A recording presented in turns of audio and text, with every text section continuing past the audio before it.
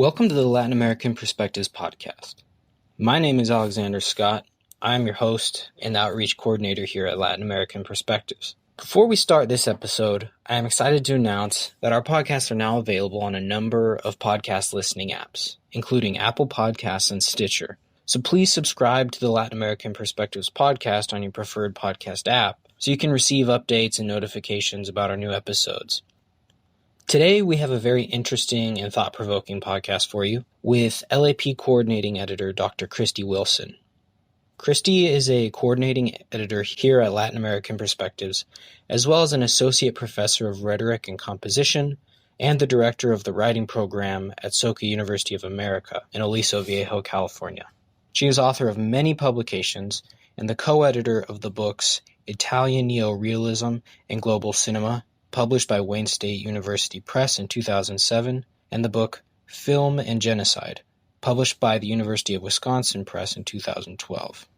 Last week I met up with Kristi at Soka University of America, where we discussed the new LAP issue she recently edited, titled Politics, Society, and Culture in Post-Conflict Peru.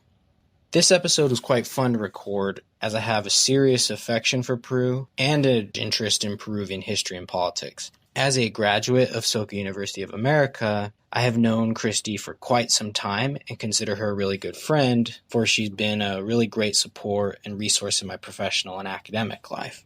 Now, this issue of LAP and my conversation with Kristi focus on political, economic, and social issues within Peru that have really taken place in the past 20 years or so. That being said, a basic knowledge of Peruvian history is pretty key for understanding more recent issues and events. So before I play the interview, I felt it was important to provide some background information on the history that led to the internal conflict period of the 1980s and 90s, using excerpts from Kristi's introduction to the issue. The most recent military dictatorship in Peru began in 1968 and ended in 1980. Inspired by the Cuban Revolution and led by combative trade unions, progressive forces were on the rise in Peru in the late 1960s. In October 1968, General Juan Velasco Alvarado ushered in a bloodless coup, assumed the presidency, and dissolved Peru's National Congress. Faced with the abject failure of the country's traditional political parties, Peru's military responded by instituting an unusual reformist dictatorship that carried out agrarian reform and nationalization of key export industries. General Alvarado's military-dominated administration was committed to a participatory, cooperative-based model that came to be known as the Inca Plan. The Inca Plan was organized as a social proprietorship in which enterprises, be they industrial, commercial, agricultural, were to be managed collectively and owned either by the state or by the workers. As a result, the Peruvian left splintered over how to respond to the military's reforms. Recognizing the regime's social democratic politics, some progressives decided to work within its institutions to push the reforms forward. Others, however, continued organizing independently, built a broad left coalition, and pursued the restitution of electoral democracy. During this time, Maoist groups gained a significant following among Peruvian university students, and one Maoist faction in particular organized as a cult around the provincial college professor Abimael Guzman, or Presidente Gonzalo, and opted to oppose the reestablishment of electoral democracy by launching a rural-based armed struggle in the name of the Sendero Luminoso, or the Shining Path. Initially, Sendero Luminoso was largely confined to academic circles and Peruvian universities, but during the late 1970s, the movement developed into a guerrilla group and gained support from campesino communities in the Ayacucho region. While Peru's left-led coalition initially won important electoral positions in Congress in the 80s, traditional parties retained control of the presidency, with the attendant ineffectiveness and corruption. At the same time, Shining Path increasingly resorted to terrorism to build its base, coercing indigenous communities to provide recruits under the threat of death, and indoctrinating their members. When the limits of their organizing were reached in the countryside, Shining Path carried its tactics to the urban shanty towns, some of which were already well organized by progressive political groups. Meanwhile, conservative media fomented a reactionary backlash against, quote, terrorism in public opinion, particularly in the middle and upper classes, but also in many vulnerable populations. With the return to civilian government in 1980, a decade of continued violence began, and with it a period of deep economic instability. The Shining Path launched an armed struggle against the state, and in 1982, a different guerrilla organization, the Tupac Amaru Revolutionary Movement, began its own series of armed actions. During this time, Peru became one of the most violent countries in the world and would remain so until the 1990s. In 1990, Alberto Fujimori, an ambitious university administrator, emerged victorious in the country's presidential election. Fujimori unleashed the military and police in a dirty counterinsurgency war, not only against the Shining Path, but also against other dissident groups, whether they were actually real or imagined. Fujimori's use of state violence was successful in defeating the armed insurgencies, and his administration saw a type of economic prosperity. But this was accomplished in part by the dissolution of Congress and the suspension of the Constitution in 1992, as well as the use of austerity measures and rule by decree. Largely, Fujimori garnered high levels of popular support in the country, but the elite pact that facilitated developmentalism's descent into neoliberalism came at a high price. His government was characterized by authoritarianism, repression of opposition forces, and high levels of corruption across all spheres of public life. In 2000, fleeing an impending indictment and impeachment, he traveled to Japan, where he resigned his presidency and remained in exile until 2007. While visiting Chile in 2007, he was extradited by the Peruvian government and faced charges of human rights abuses and corruption. In 2009, he was sentenced to 25 years in prison.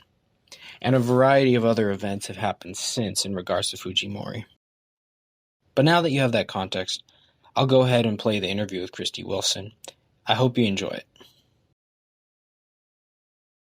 Kristi, welcome to the Latin American Perspectives podcast. Thanks, Alex. Have you ever done a podcast before? This is my first podcast. Oh, cool. I'm looking forward to it then. Before we get into the nitty-gritty of the issue, can you briefly describe for our listeners the main theme of the issue and how it came about? Yes, the theme of this issue is post-conflict Peru, and I'll tell you what that term means in a minute, but I just want to say that this issue is very much the result of working collaboratively at LAP. I am the issue editor, but I took on the issue when another editor dropped out, and I got a lot of assistance from Steve Eldner and William Bollinger from the LAP Collective, so I really want to say thank you to them for their help. The issue focuses on this term post-conflict, and what that means in the Peruvian context is the period from the time when President Alberto Fujimori resigned from the presidency in 2000 up to the present. So the essays in this collection challenge a popular depiction of Peru as a bright example of post-conflict reconstruction. In 2001, a Truth and Reconciliation Commission investigated atrocities committed between 1980 and 2000. This period is referred to as the internal armed conflict. And during this period, Peru saw state-sponsored violence from Sendero Luminoso actions, and also from the Tupac Amaru Revolutionary Movement actions. The internal armed conflict and the violence from it resulted in a combination of actors that committed acts of extreme political violence and human rights abuses, including sexual violence against women, coerced sterilizations of indigenous women is just one example of that, torture, disappearance, massacres, and extrajudicial executions. So during this period, Peru became one of the most violent countries in the world. The official Truth and Reconciliation Commission numbers put the death toll from the conflict at about 69,000, with thousands more unaccounted for in that number. They might have been displaced, disappeared, undocumented, etc. Fujimori's 10-year administration coincided with Peru's involvement with the international drug trade as well. and is characterized by its authoritarian, vertical approach to the democratic process.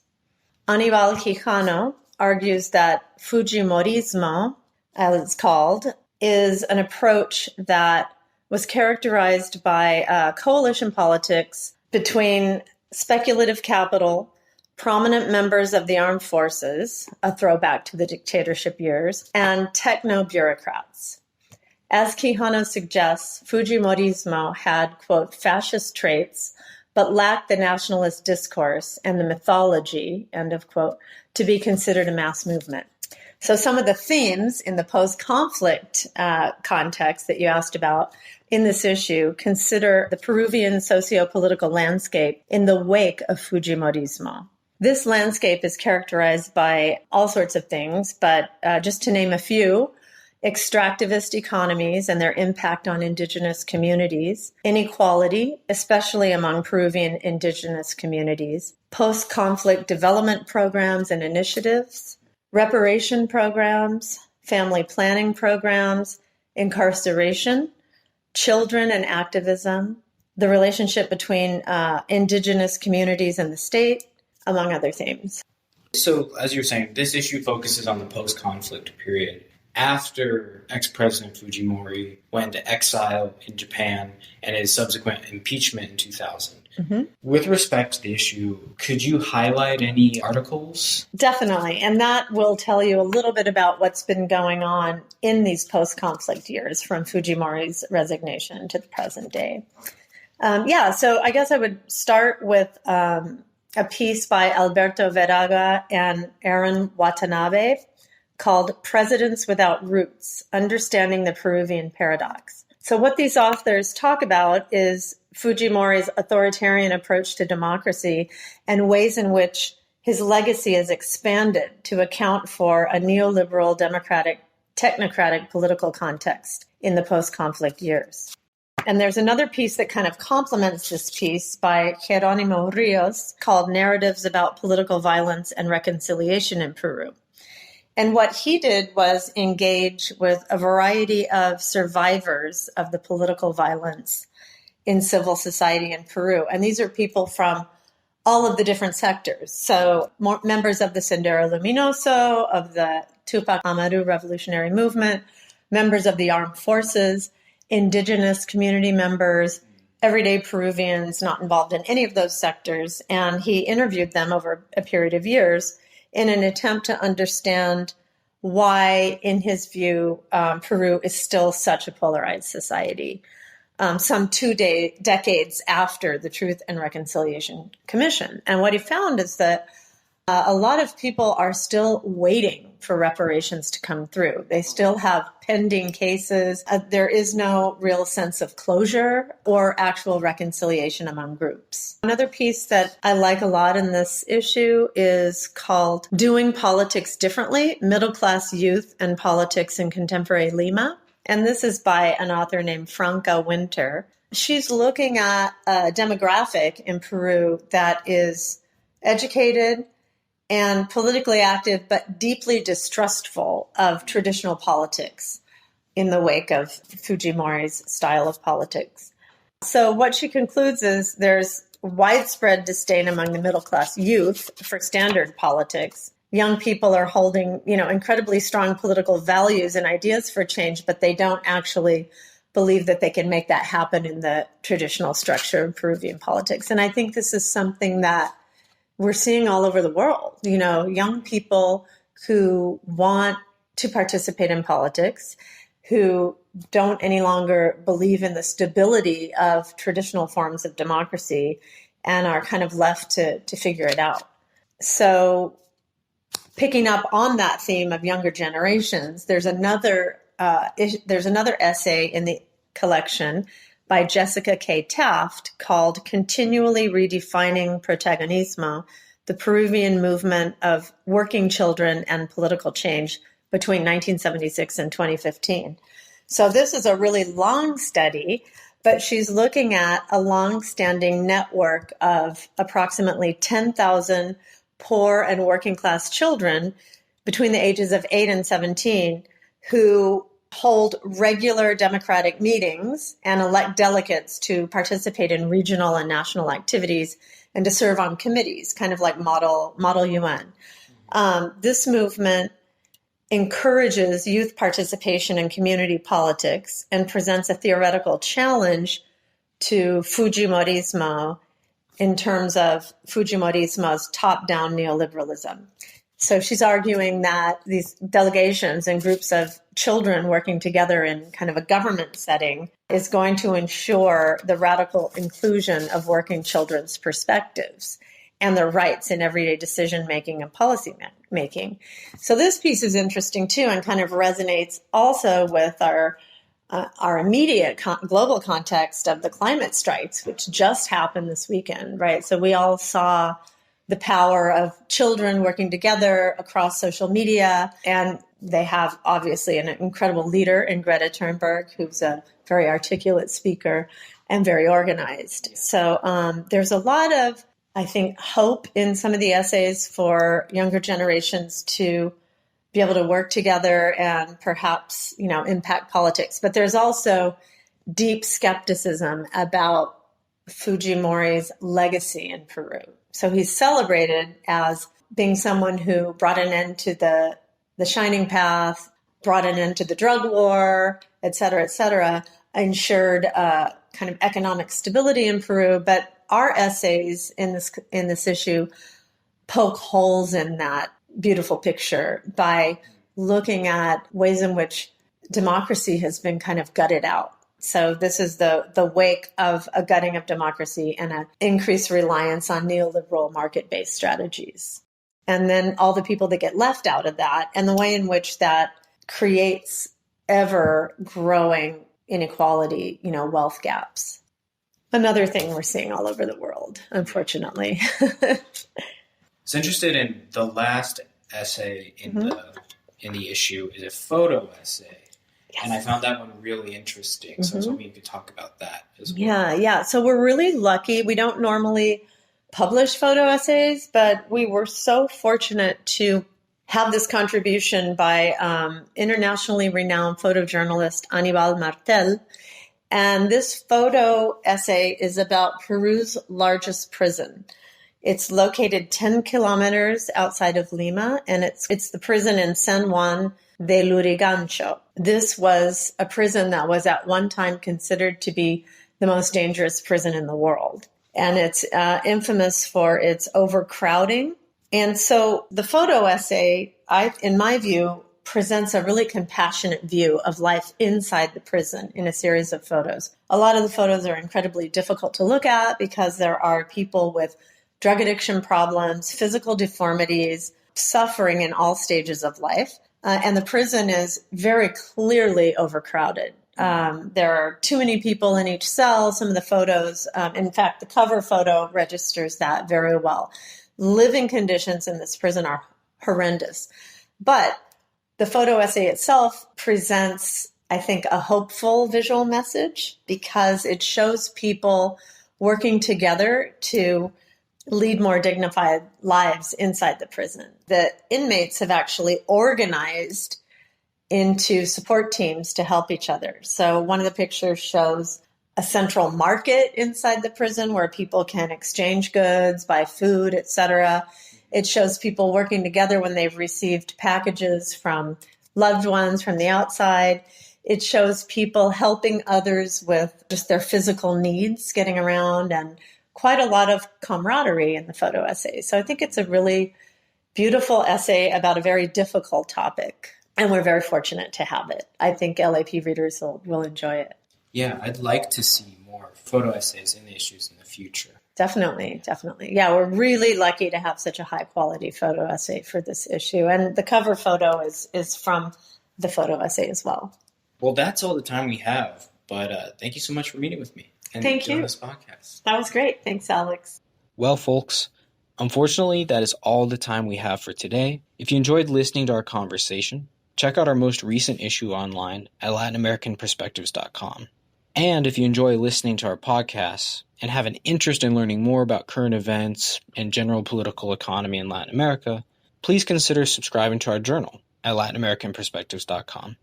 On that note, I want to say thank you for listening in, and don't forget to add us on Facebook, Twitter, Pinterest, YouTube, and all our other social media sites. And also, please share this podcast with your like-minded colleagues, comrades, and compañeros. We'll be back in November for our next podcast. Hasta luego. Hasta luego. Hasta luego.